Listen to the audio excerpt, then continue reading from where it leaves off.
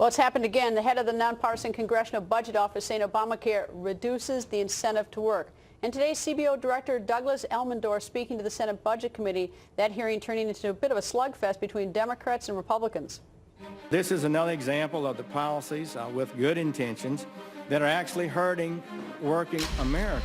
And here we are taking this labor participation rate even lower, fewer people working, which is bad for the economy, it's bad for growth, it's bad for prosperity. Your report doesn't say that the Affordable Care Act is causing employers to lay off workers. Almost the entire effect that we're projecting comes not from people losing their jobs, but from people choosing to work not at all or to work shorter hours. That also reduces the incentive to work to some extent. These are people who you want to get on that ladder of opportunity, that income ladder, and moving up on the ladder, and this takes them off the ladder. And Senator Rob Portman joins us. Nice to see you, sir. Hey, Greta. Good to be on. Okay, the CBO report, if you listen to the Republicans, it's a job killer. We're going to lose jobs. If you listen to Republicans, we've got all these great options. We don't have to work as hard, Democrats, and also we can get subsidies. So how do I know who to believe? Which is it? Believe the report itself, which says very clearly that there's a disincentive to work in Obamacare because there's a cliff. So if you're struggling, you got to pay effectively a 50% tax, like a 50% penalty to keep working because you lose your Obamacare subsidy. So people are going to say, you know what, according to this report, it's better not to work. And that means reduced hours. That means people who do not have, as you just heard there, the ability to get on that ladder of success.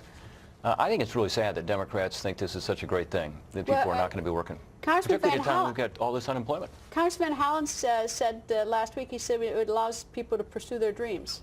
Yeah, well, their dreams are to work. I mean, people want the dignity and self-respect that comes with a job.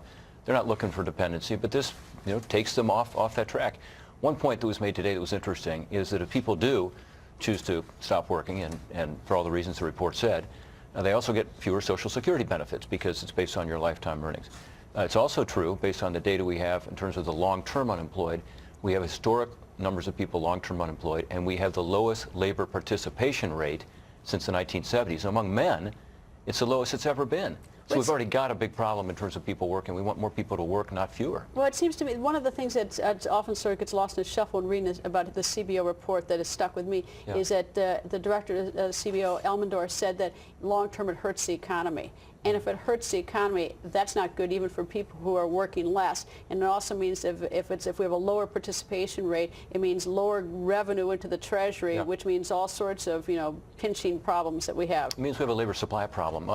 One thing he also had in his report that hasn't gotten much play because the Obamacare stuff has been so explosive is the fact that the economy is getting weaker. He says that we should have to get used to the new normal, which is about 2% growth after the next few years. And he said there's another $1 trillion added to the deficit in the next 10 years, a $10 trillion increase in the debt in the next 10 years. So this report's full of bad news. And frankly, it's very discouraging that Obamacare is going to make it worse, not better. What's the most urgent reform that you see that we should be looking at to rev up the economy? Two things. One, tax reform we could do right away. I mean, the president's talked about it, Republicans have talked about it, particularly on the corporate side. We have the highest rate in the world. We have an international system that's not competitive. Everyone knows, and Director Elmendorf said it today in my question to him in response to it. He said, yeah, tax reform would help, lowering the rate, broadening the base. Second, the president's talked about recently doing something on trade. Now, look, he won't do regulatory relief. He won't do what he needs to do on health care. He won't do what he should do in terms of energy. Why not? But because he just won't. Those are Democrats. Well, I mean, that's just not enough reason. I mean, if those things are such a sure thing, why won't he? But here's one he says he does want to help on, which is to expand exports. And that's the Trade Promotion Authority. The president has now asked for himself in the State of the Union. Of course, the next day, Harry Reid said, not going to happen. He doesn't want to give that up. Yeah, and so we've got to make those two things happen. Tax reform and trade would both give the economy a shot in the arm. More exports means more jobs. And there's other things we ought to do, too. The regulatory relief, certainly energy. We should be reducing the cost of health care. As Doug Elmendorf said, this long-term hurts the economy. We don't expect this president to do that. One thing that would help, I think, Greta, is to have a Republican majority in the United States Senate, because then I think the president would be more likely to come to the table and be willing to work with us on these issues.